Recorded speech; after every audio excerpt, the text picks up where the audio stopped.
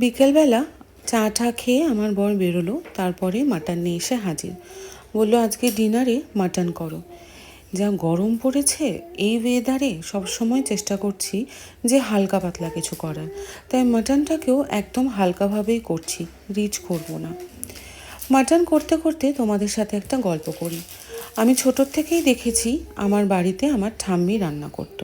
তারপর যখন আস্তে আস্তে একটু বয়স বাড়তে শুরু করলো, সে রান্নার দায়িত্ব এসে পড়লো আমার মায়ের উপরে। বাড়িতে ছিলাম আমরা 8 জন মেম্বার, আর ঠাম্মিকে দেখেছি প্রত্যেকের মনের মতো করে কিছু না কিছু করার। 8 জন মানুষ, জয়েন্ট ফ্যামিলির থেকে আমি বিলং করি, বুঝতেই পারছো এক একজনের এক এক রকম খাওয়ার ইচ্ছা, আবদার সব কিছুই ছিল। এবং দেখতাম ঠাম্মি কি সুন্দর হাসি মুখে সবার ইচ্ছেগুলোকে পূরণ করার চেষ্টা করত। পরে সেটা অবশ্য আমার মার মধ্যেও দেখেছি। অনেক সময় তাদের হয়তো মন থেকে সেটা করতে ভালোও লাগতো না, এমন অনেক কাজ, কিন্তু তারা উল্টো দিকের মানুষটাকে খুশি করার জন্য সেটা করতো। আমারও যেরকম রাত্রে খুব একটা রান্না করতে যে ভালো লাগে তা না, কিন্তু বিয়ের পর থেকেই দেখেছি আমার শ্বশুর বাড়িতে 2 বেলার রান্না 2 বেলাই হয়। তারা একদম গরম গরম খেতে সবাই পছন্দ করে, এবং আজ এত বছরে আমারও সেটা অভ্যাস হয়ে দাঁড়িয়েছে। সেই অপছন্দের কাজটা সবার জন্য করতে করতে কবে যে নিজেরও পছন্দ হয়ে গেল সেটা টেরই পেলাম না।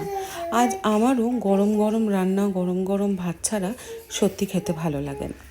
তাই ভাবি, মেয়েদের জীবনটা কীরকম হয় না?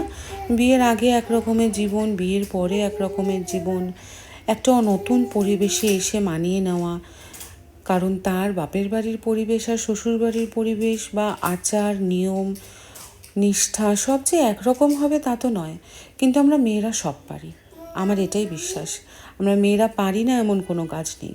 জুতো সেলাই থেকে চণ্ডীপাঠ, সবার মন রক্ষা করে চলা, সবার ভালোবাসা, ভালো থাকার কথা চিন্তা করা, এটাই মনে হয় আমাদের মেয়েদের শক্তি। আর সেই মেয়েরাই যখন একটা সময় মা হয়ে যায়, তারপরে তো আর কোনো কথাই থাকে না। মারা তো সব পারে, সব। সামনেই তো মাদার্স ডে আসছে, তোমাদের কী প্ল্যান মাদার্স ডেতে? আমি তো মনে করি যে বছরে একটা দিনই শুধু আড়ম্বর করে মাদার্স ডে পালন করলাম আর সারা বছর সেই মর্যাদাটা পেলাম না, সেটা কিন্তু হয় না। তাই আমার মতো তোমরাও কি আছো যারা একদিনই শুধু মাদার্স ডে সেলিব্রেট করবে, এই কথায় বিশ্বাসী নও? যদি থাকো তাহলে অবশ্যই কমেন্ট করে জানিও। আর আমার এই ছোট ছোট ভিডিওগুলো তোমাদের কেমন লাগে সেটা জানার অপেক্ষা কিন্তু আমি সবসময় থাকি। একটা ভিডিও